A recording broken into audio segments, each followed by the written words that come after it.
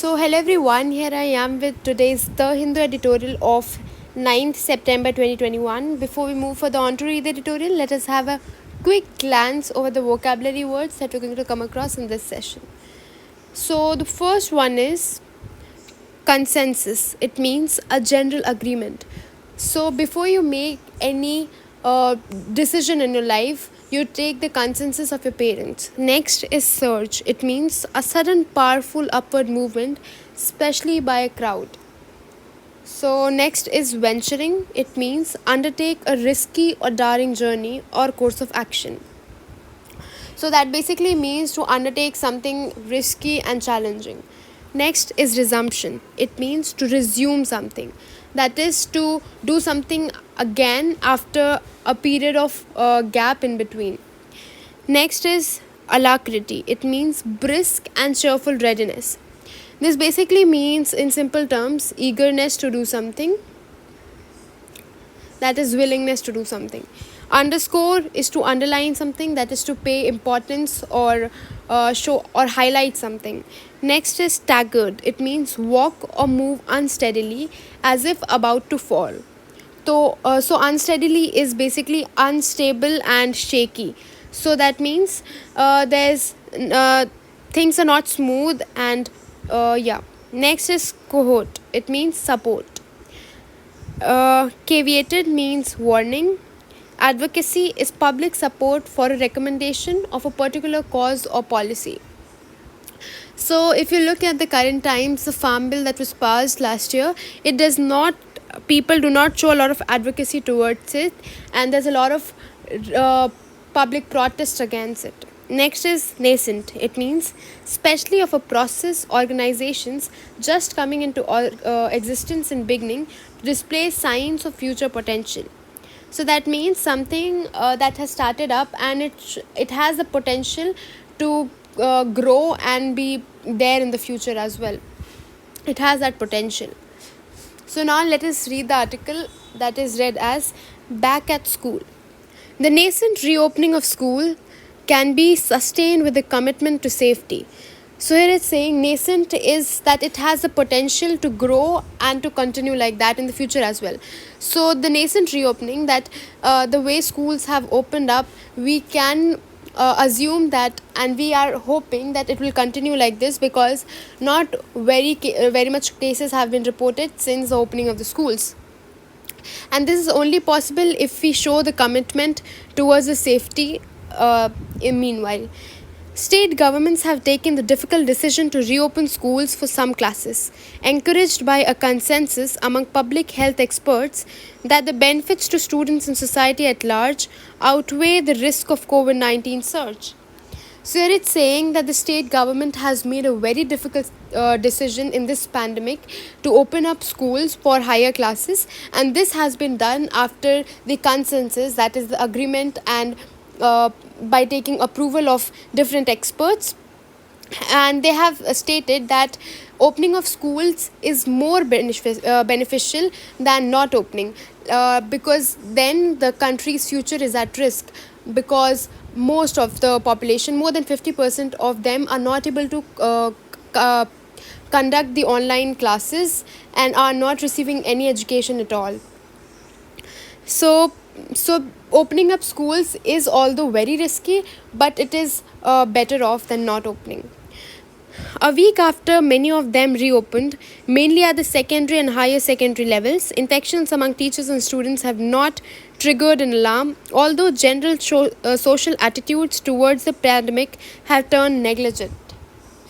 So it's saying that now that the schools have opened for the middle school and the higher school, uh, still we cannot see a lot of spike in the cases.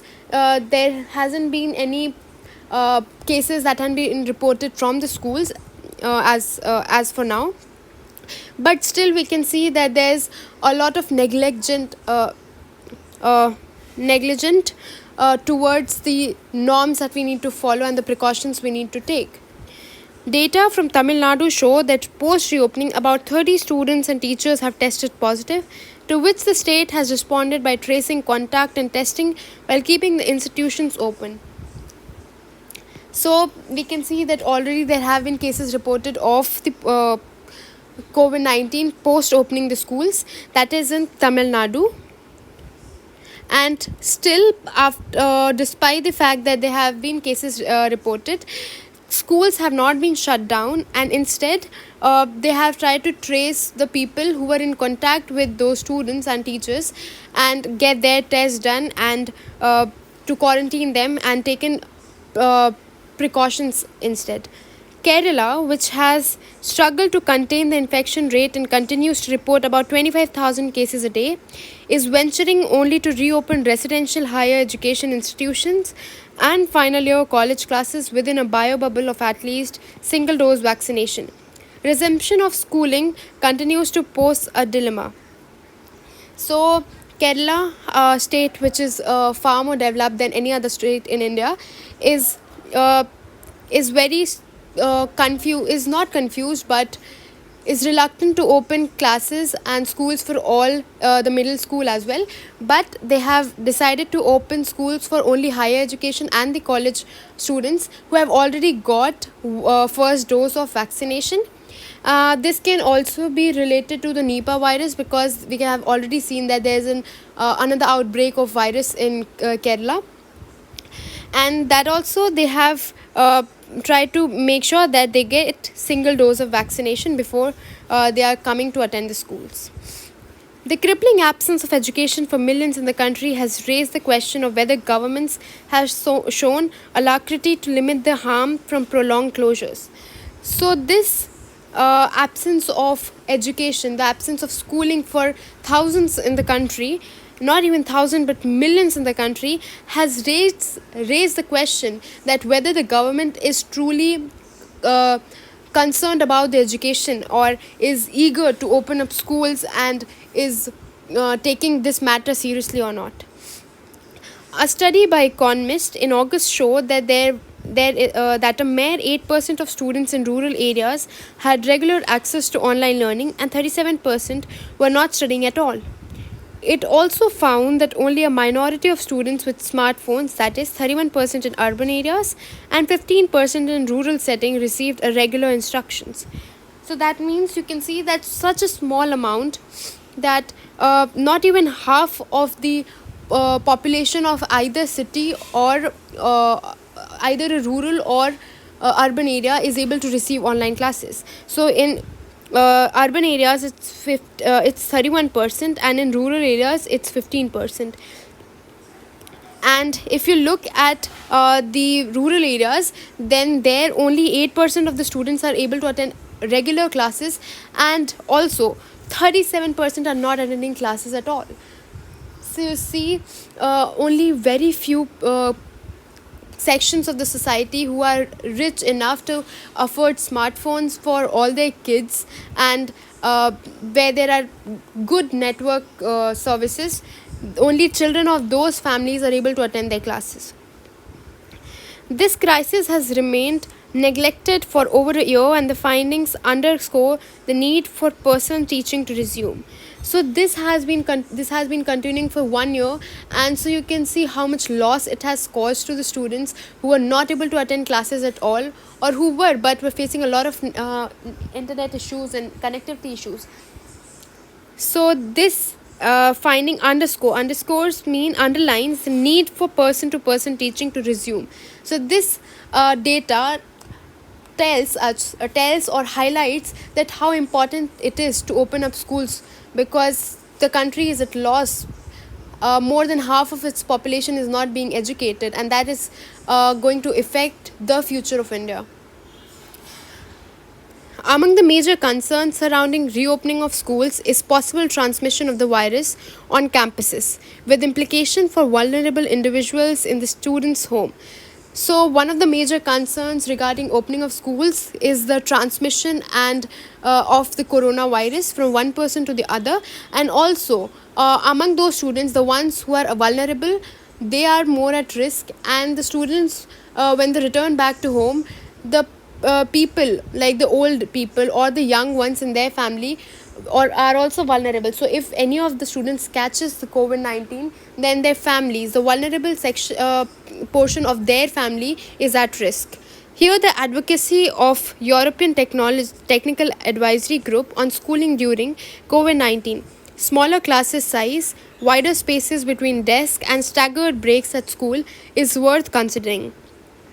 So, the advocacy of European Technical Advisory Group has stated that it would be better if the class size is smaller. There's enough space between two desks or two students in order to maintain social distancing, and also there should be breaks in between so that teacher people can go outside and take fresh air in, and distance should be maintained during that time as well. The panel underscores the importance of evolving a follow up protocol when a cluster of cases leads to school wide testing. So, there should underscores is to highlight the importance of some basic protocols, and also to check school wide testing of in order to make sure that there aren't any COVID positive or the cases are increasing. Many public health experts argue that younger children, typically in the 6 to age group, have the lower risk of moderate or severe COVID 19 infection, while this is also the cohort that needs good foundational teaching. So, some experts say that the children between age 6 to 14 have low risk or show less symptoms and are going to face less severe COVID 19 and COVID 19 infection. But this is cohort that needs good foundational teaching. So, cohort is basically this needs support, good support, and it should be backed by scientific studies. Most of these students are not eligible for vaccination, and these students who are ranging from 6 to 14 or are below, they are not eligible for vaccination now, so they are not being sent to school. WHO recommends that for these pupils the approach towards reopening should be caveated, risk based, and taking note of the community transmission, ability to maintain physical distancing, and good ventilation. So here caveated is a warning. So WHO recommends that for these small kids, this opening of school is not a very good idea, and it was going to affect them a lot. So it's kind of a warning from the WHO, and they said that if we are opening schools, then we need to keep some few points in mind. That is to take note of the community transmission and should be able to maintain physical distancing and good ventilation. Vaccination of teachers and school staffs and eligible students, and free testing for all other major factors. So also we need to take some protocols in mind, keep some protocols in mind, such as that teachers and the students who are eligible, that means are above 18 for now, should be vaccinated. And it's a news that there has been vaccine developed for children aging above 12, but that's not out right now. And also that free testing should be done for all the people, and hesitancy or refusal should be firmly countered. So if someone is hesitant or is refusing to get tested or having some symptoms but is scared, then that should be countered and they should be checked. Governments should end their populist indulgence of unsafe behavior in public spaces to prevent community level spikes that can jeopardize the nascent return of schooling. So it's saying that the government should end their populist indulgence. Indulgence is basically engagement or the things that they do for their satisfaction. That is to publicize for their party, or they do rallies for their party. So they should stop doing things for their party or their satisfaction, and instead look for the good of the society and their community. And also to prevent this will prevent community level spikes and jeopardize the nascent return of schooling. Jeopardize is to put someone in situation in kind of danger. So because if they carry out these acts, then that is going to affect the children that are going to school, because they can catch COVID 19, and that is going to affect the youth a lot. So thank you everyone.